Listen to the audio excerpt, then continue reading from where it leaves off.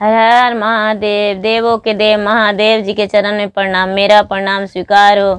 सब गुरु भाई बहन के चरण में प्रणाम, मेरा प्रणाम स्वीकार हो। माता पिता के चरण में प्रणाम, मेरा प्रणाम स्वीकार हो। गुरु भाई बहन, मैं एक कथा सुनाने जा रही हूँ।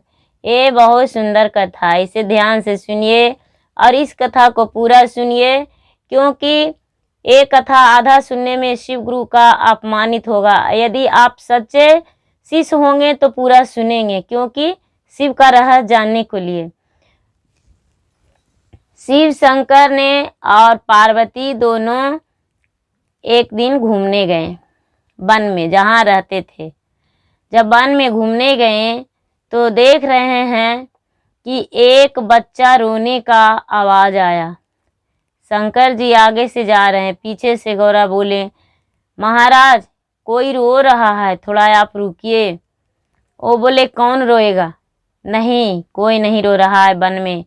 कोई बिलार चिड़िया पंछी होगा तो आप मुझे परेशान कर रहे हैं।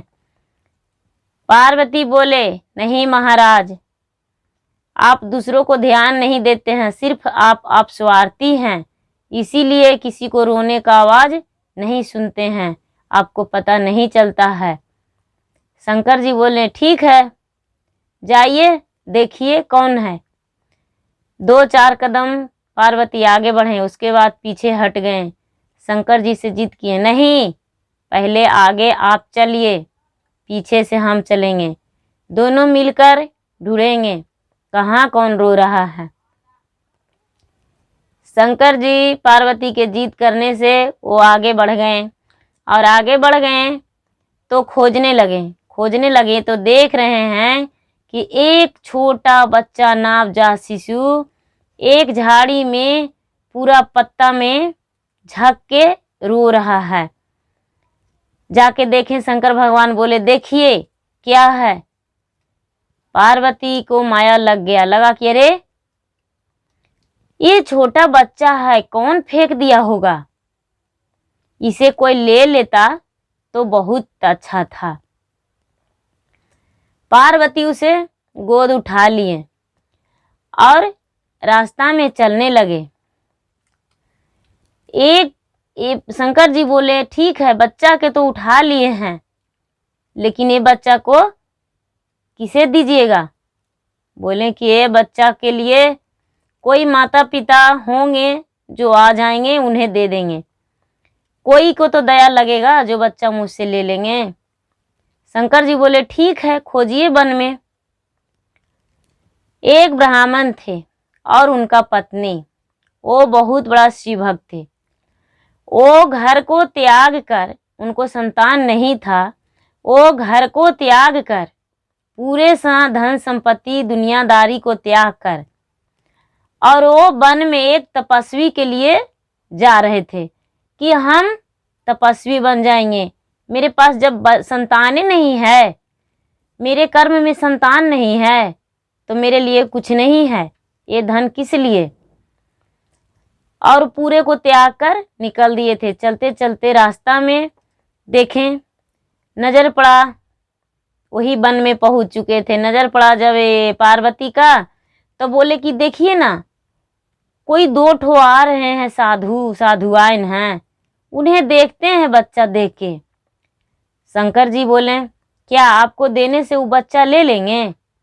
बोले, जरूर लेंगे। शंकर जी बोले, नहीं, हमसे बच्चा वो नहीं लेंगे, ये बच्चा के फिर से छुपा दो।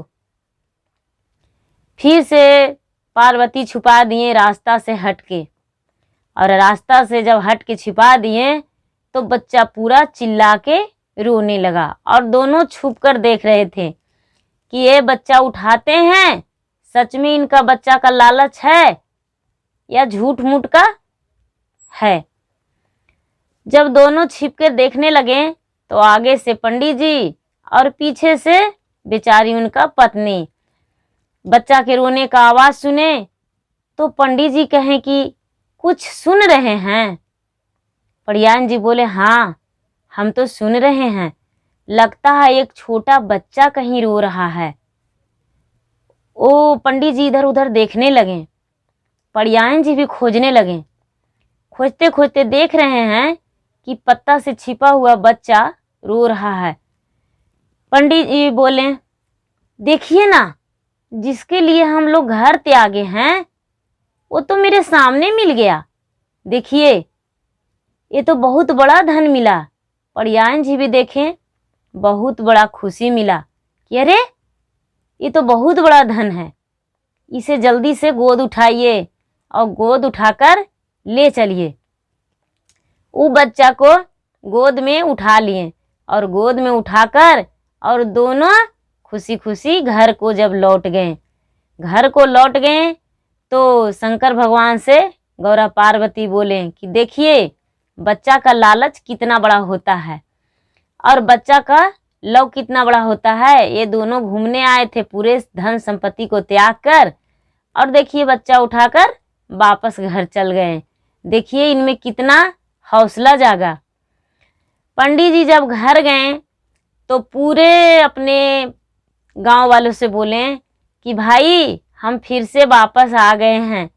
इसलिए हम वापस आए हैं कि मुझे शंकर भगवान बहुत बड़ा धन दे दिए हैं, पूरा ढिंढोरा पिटवा दिए।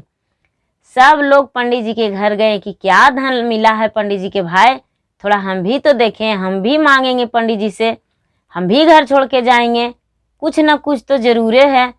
जाते हैं, देखे सब लोग गए तो देख रहे हैं कि एक छोटा बच्चा पंडित जी के घर में खेल रहा है। तो सब प्रजा सोचे अरे ये तो बहुत गलत हुआ। हम लोग सोचे थे कि जो पंडित जी का धन संपत्ति है सब मिलके बांट लेंगे, ये पंडित जी तो बच्चा ले आए हैं किसी को चुरा के। पंडित जी पर इल्जाम लगा दिए, इल्जाम लगा दिए कि पंडित जी किसी को बच्चा चुरा के लाए हैं। वो थाना में जाके सब मिलके कंप्लेन कर दिए कि पंडित जी चोर हैं, किसी को बच्चा चुरा के ले आए हैं। आया पुलिस, पंडित जी को पकड़ के ले गए और ये शंकर भगवान बोले लीजिए, उसे तो औलाद नहीं था दे दिए, लेकिन अब उसको तो रखवाली करने वाला भी कोई नहीं है। दोनों पति पत्नी के जेल हो गया। अब हम लोग क्या कर सकते हैं? बोले कि ठीक है आप चुप रहिए, इसका भी रचना मेरे पास है। चलिए, वो क्या किए कि दोनों एक राजा रानी का रूप धारण कर लिए और जाके जेल में बोले कि भाई ये जो ब्राह्मण हैं वो निर्दोष हैं, इन्हें बच्चा हम दिए हैं, ये बच्चा मेरा है।